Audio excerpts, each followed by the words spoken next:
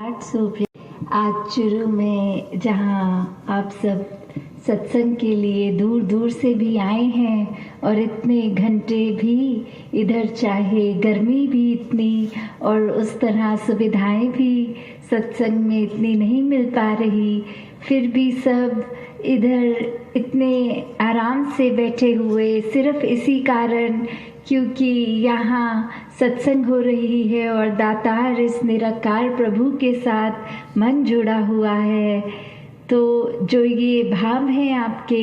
ये और बढ़ते चले जाएं, हमेशा सेवा सुमिरन सत्संग करते चले जाएं। जिस तरह इधर राजस्थान में देखा भी जाता है कि एक ऊंट है और ऊंट के शरीर में एक हम्प होता है, एक उठी हुई सी वो आकार पीठ का, तो वो कारण इसलिए कि जो भी एक खाने पीने की ताकत इतने दिन वो ऊंट को नहीं मिल पाती, पानी और कोई खाना, तो वो वहाँ पे ही स्टोर कर लेता है कि जब शरीर को वो ताकत की आवश्यकता होती है वो उस समय अपने शरीर में वहीं से इकट्ठी करी हुई वो फैट से वो ताकत डाल लेता है। तो वो इसलिए ही एक पहले इकट्ठी हुई है ताकि जब शरीर को ज़रूरत है तब वो शरीर में हाजिर हो, चाहे परिस्थिति में उस टाइम पानी और खाना नहीं होता। तो उसी तरह बार बार हमें भी जब कहा जाता है कि सेवा सुमिरन सत्संग अधिक से अधिक करें, तो वो इसलिए ही कि जिस समय हम अगर नहीं कर रहे तो इतना सत्संग सेवा सुमिरन पहले जो किया होता है वो कहीं ना कहीं यह बातें हमारे स्वभाव में ढल जाती हैं कि जिस समय अगर हम सत्संग में नहीं बैठे तो भी कोई किसी ने ऊंची नीची बात कर दी तो क्रोध नहीं आता, फिर वो सत्संग की शिक्षा हम उस स्थिति में इम्प्लीमेंट कर सकते हैं, लागू कर सकते हैं।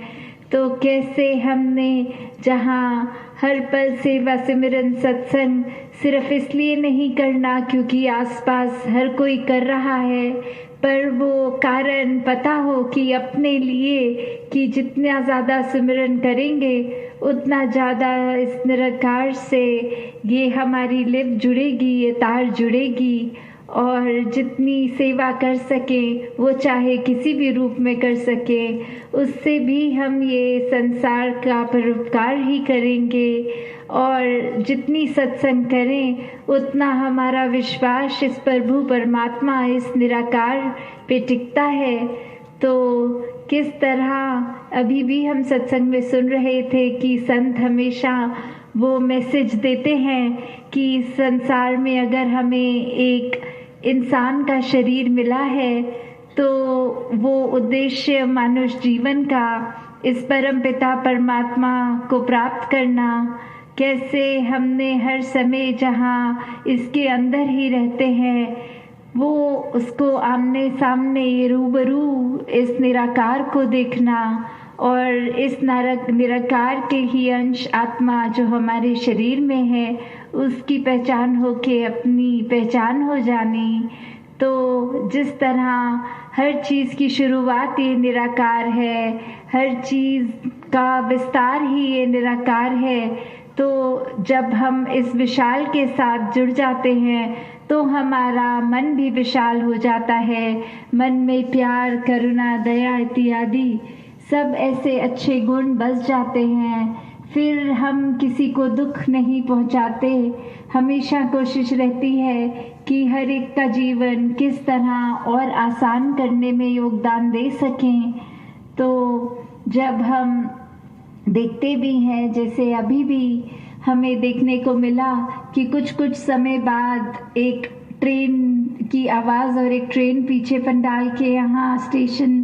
के पास से गुजरती जाती है, तो पटरी पे जब वो ट्रेन चलती है तो बाकी यातायात को फाटक बंद करके रोक दिया जाता है ताकि वो ट्रेन एक बार निकल जाए। और जब वो ट्रेन निकल जाती है तो उसके बाद जब वो फिर से बैरियर को खोल देते हैं ताकि बाकी पैदल चलने वाले, गाड़ी साइकिल वाले आराम से निकल जाएं, तो ये काम अगर हम ये देखें कि चाहे उस समय तो गाड़ी साइकिल पैदल वालों को एक इनकन्वीनियंस होती है, वो कहते हैं हमारा समय खराब हो रहा है, अगर ट्रेन ना जा रही होती तो हम बहुत आसानी से निकल जाते। तो अगर हम इसको जीवन में इस तरह सोचें कि एक अगर हमारे जीवन में कोई परिस्थिति ऐसी आ गई है जहाँ कभी कभी दिल और दिमाग लगता है कि हम फंस गए हैं, हमारे को इस जगह पे रुकना पड़ रहा है, तो वो भी एक ज़रूरी होता है, क्योंकि एक और चीज़ का उसमें एक इनकॉर्पोरेशन कि अगर हम हो सकता है उस समय रुककर कुछ सोचे ना, तो वो हमारी एक आई गई बात हो जाती है। और कितनी बार ये इंट्रोस्पेक्शन करनी, ये अपने मन के अंदर खुद झांक के ये बात पता करनी बहुत ही ज़रूरी हो जाती है, ताकि हम अपना भी सुधार कर सकें। तो ये संत तो हमेशा से, चाहे कोई भी परिस्थिति हो, उसमें कंप्लेन नहीं करते, उसमें सिर्फ शुक्राना करते हैं, शिकवे नहीं करते। तो कैसे हर समय जीवन में जहाँ कहीं भी लगे कि अब हम रुक से गए हैं, कोई बाधा आ गई है, तो वो भी एक हमारे ही बेहतरी के लिए एक बाधा है। क्योंकि अगर अभी वाला उदाहरण देखें तो अगर हम गाड़ी में चल रहे हैं और इसलिए फाटक रुका क्योंकि ट्रेन गुजर रही है, वहीं हम अगर ट्रेन में सवार होते तो हम अच्छा महसूस करते कि देखो ट्रेन को तो जाने दे रहे हैं, गाड़ी वालों को रोक रहे हैं। तो स्थिति तो हमेशा बदल जाती है, पर मन में एक भक्त के हमेशा एक ही चीज़, इस निराकार दातार परमात्मा पर विश्वास रहता है कि स्थिति भी कैसी है, दातार ने हमारे को वो सबसे अच्छी जगह रखा है, हमारे लिए जो सबसे अच्छा है वो हमको दिया है। तो जब तक उस बात का एहसास रहता है, वाकई ही हम अपने मन में बहुत ही एक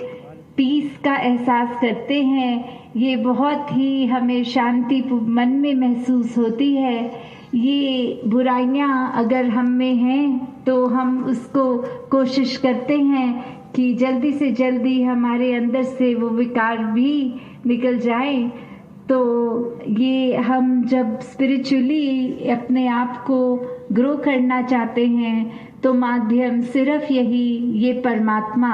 जब तक इसके साथ जुड़े हैं तब तक ही एक हम अपनी भी भलाई और संसार की भी भलाई कर सकते हैं। इस संसार को भी जितना कोशिश है कि रीच आउट करने की, एक पहुंचना हर एक के लिए, उनके लिए वो मदद नहीं, सेवा करनी है। जहाँ ज़रूरत लग रही है किसी भी रूप में, जो क्षमता है हमारी उसके अनुसार, और ये सेवा करते हुए भी मन में अहंकार बिल्कुल भी नहीं कि हम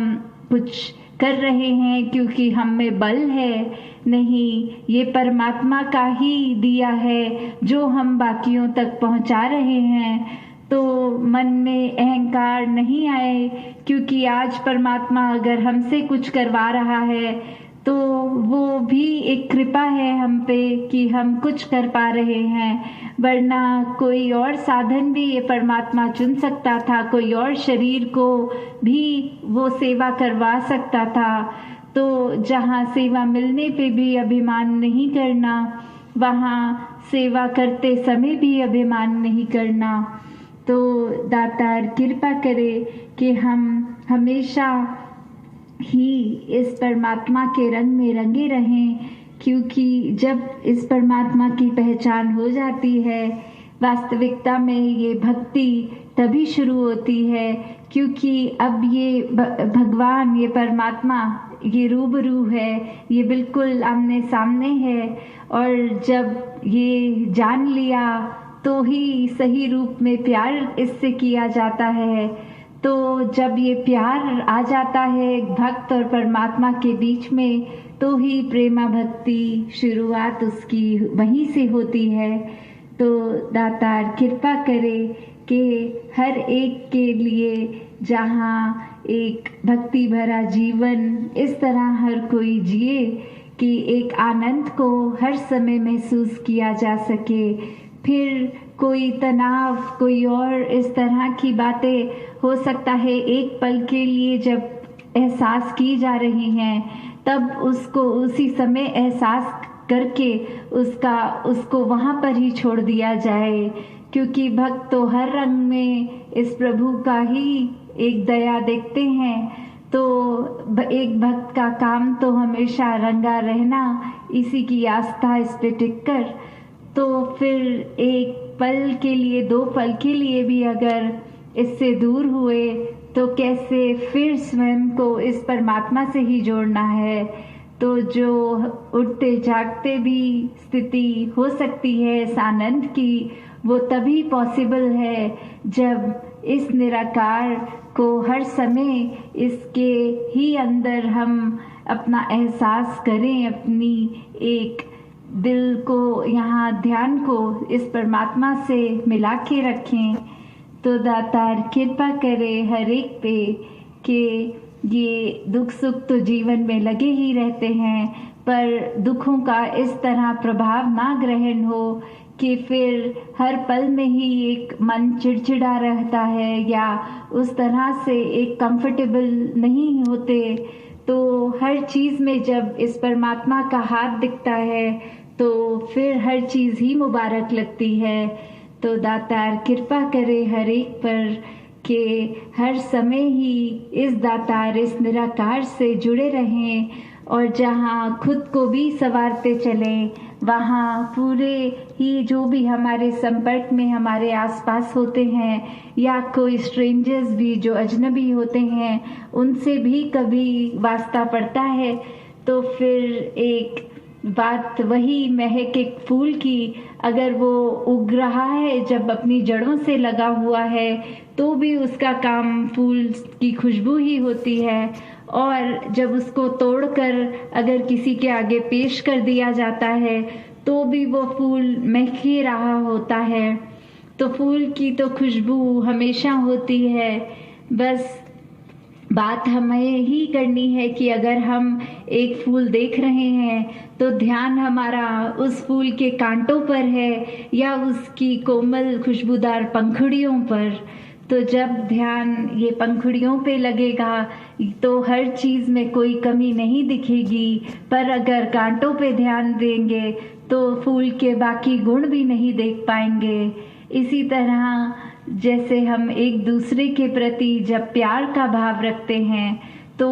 उनकी बाकी भी अगर कुछ कमियां होती हैं वो अनदेखी की जानी बहुत आसान होती हैं, और हर एक से प्यार करना भी तभी पॉसिबल होता है जब इस परमात्मा का मान ले कि हर कोई ही अंश है। तो दासी और शब्दों का सहारा ना लेते हुए इन्हीं शब्दों से आज्ञा लेगी सात संगत जी, धन निरंकार जी।